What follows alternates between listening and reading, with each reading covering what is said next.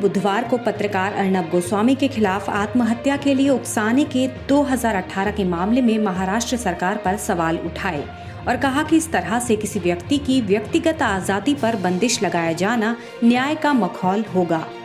न्यायमूर्ति धनंजय वाई चंद्रचूड़ और न्यायमूर्ति इंदिरा बनर्जी की पीठ ने राज्य सरकार से जानना चाहा कि क्या गोस्वामी को हिरासत में लेकर उनसे पूछताछ की कोई जरूरत थी, क्योंकि यह व्यक्तिगत आजादी से संबंधित मामला है। पीठ ने टिप्पणी की कि भारतीय लोकतंत्र में असाधारण सहनशक्ति है और महाराष्ट्र सरकार को इन सब को नजरअंदाज करना चाहिए। न्यायमूर्ति चंद्रचूड़ ने कहा, उनकी जो भी विचारधारा हो, कम से कम मैं तो उनका चैनल नहीं देखता, लेकिन अगर संवैधानिक न्यायालय आज इस मामले में हस्तक्षेप नहीं करेगा तो हम निर्विवाद रूप से बर्बादी की ओर बढ़ रहे होंगे। पीठ ने कहा कि सवाल यह है कि क्या आप इन आरोपों के कारण व्यक्ति को उसकी व्यक्तिगत आजादी से वंचित कर देंगे। दिल्ली में बेकाबू होते कोरोना के मामलों को लेकर दिल्ली हाईकोर्ट ने बुधवार को अरविंद केजरीवाल के नेतृत्व वाली आम आदमी पार्टी सरकार को कड़ी फटकार लगाई है। हाईकोर्ट ने कहा है कि नवीनतम सिरो सर्वे रिपोर्ट बताती है कि दिल्ली में 4 में से 1 व्यक्ति कोविड-19 से संक्रमित है। दिल्ली कोविड-19 संक्रमण के मामलों में केरल और महाराष्ट्र को भी पीछे छोड़ रही है। हाईकोर्ट ने कहा, अन्य राज्य प्रतिबंध लगा रहे हैं, लेकिन दिल्ली सरकार सार्वजनिक सभाओं और परिवहन के संचालन सहित सभी मानदंडों में ढील दे रही है। सतर्कता को ताक पर रख दिया गया है। कोर्ट ने हैरानी जताते हुए कहा कि दिल्ली में संक्रमण बहुत बढ़ चुका है और नियंत्रण से बाहर हो गया है। सरकार के पास इससे निपटने की कोई रणनीति है भी या नहीं। हाईकोर्ट ने दिल्ली सरकार को शहर में कोविड-19 के प्रसार को नियंत्रित करने के लिए पिछले 2 सप्ताह में उठाए गए कदमों की स्टेटस रिपोर्ट दाखिल करने का निर्देश दिया है। राजधानी दिल्ली में तेजी से बढ़ते कोरोना संक्रमितों की संख्या पर बीते गुरुवार को भी हाईकोर्ट ने दिल्ली सरकार को आड़े हाथ लिया था। हाईकोर्ट ने कहा था कि महामारी सरकार पर पूरी तरह से हावी हो गई है और दिल्ली जल्द ही कोरोना कैपिटल बनने जा रही है। हाईकोर्ट ने कहा था कि सरकार द्वारा उठाए जा रहे कदम पूरी तरह से विफल हो रहे हैं।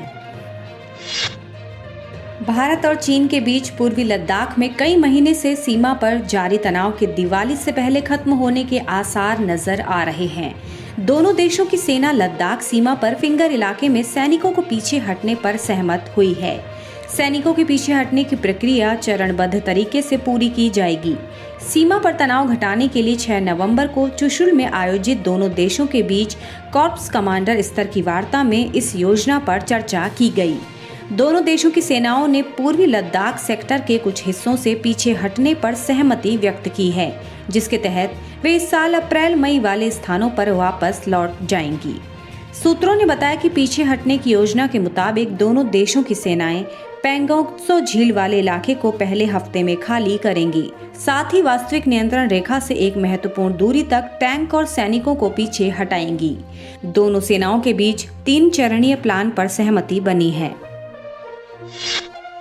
प्रधानमंत्री नरेंद्र मोदी भारत और 10 दक्षिण पूर्वी एशियाई देशों के संगठन आसियान के बीच डिजिटल शिखर बैठक की बृहस्पतिवार को सह अध्यक्षता करेंगे। यह बैठक कोरोना वायरस महामारी के कारण आए आर्थिक संकट से उबरने और रणनीतिक संबंधों को व्यापक बनाने पर केंद्रित हो सकती है।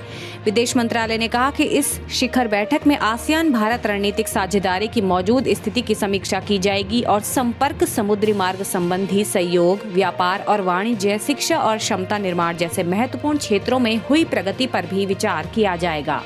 दक्षिण पूर्वी एशियाई राष्ट्रों के संगठन आसियान को क्षेत्र का सबसे प्रभावशाली समूह माना जाता है और भारत, चीन, जापान और ऑस्ट्रेलिया इसके संवाद साझेदार हैं। यह शिखर बैठक उस वक्त हो रही है जब दक्षिणी चीन सागर और पूर्वी लद्दाख में चीन का आक्रामक व्यवहार देखने को मिल रहा है। कई आसियान देशों का दक्षिणी चीन सागर में चीन के साथ सीमा विवाद है।